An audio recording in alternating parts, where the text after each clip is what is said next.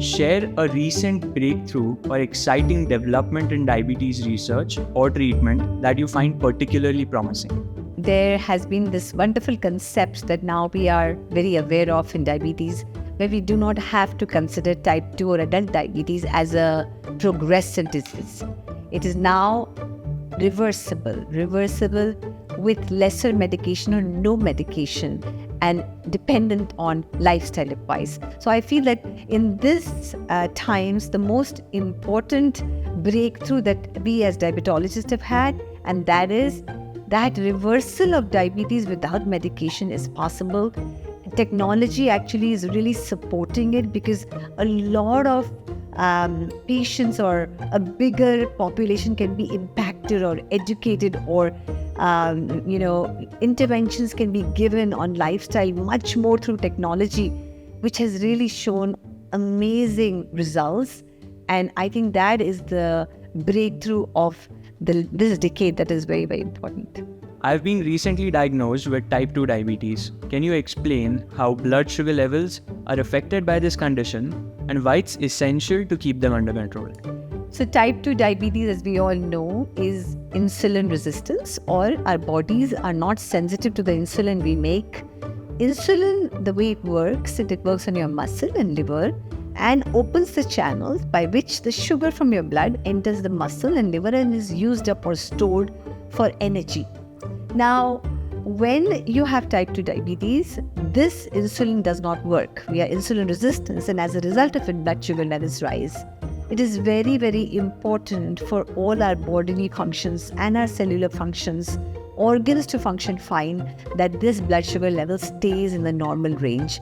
So the function of the heart, kidney, liver, pancreas, your eyes for their vision and retina, everything blood sugar has a role in everything. And keeping that blood sugar normal is very, very important.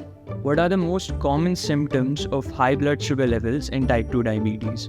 And are there any subtle signs that I should be aware of? So I'll first take up the subtle signs. The subtle signs, you might just feel weak, or you might feel a little itch here and there. You might feel really blurred vision, which most people will put down to weakening of their vision and would not really take help for it. The really frank signs of diabetes that people present to me is frequent urination, excessive thirst, or excessive hunger. They also come to me with wounds that are not healing over their body. They have numbness and tingling of the extremities. These are very common signs and more frank and not like the subtle signs.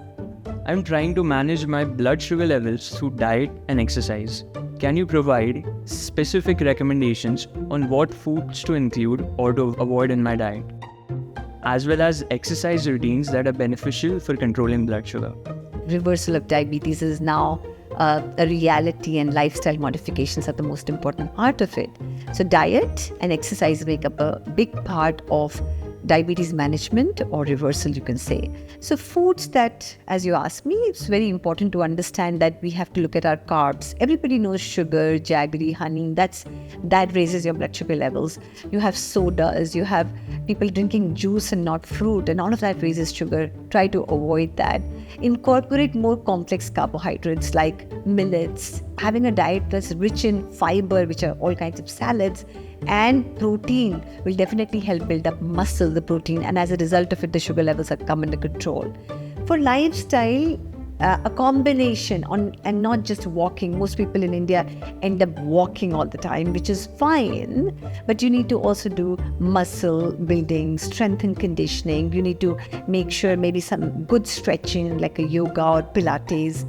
Make sure that you're incorporating aerobics, anaerobic form of exercises, and making utilizing the sugar as an energy source in your body, and making sure that muscle building also helps these muscles utilize the sugar better. So a combination of exercise and a diet that's rich in complex carb, fiber, and protein will definitely help you.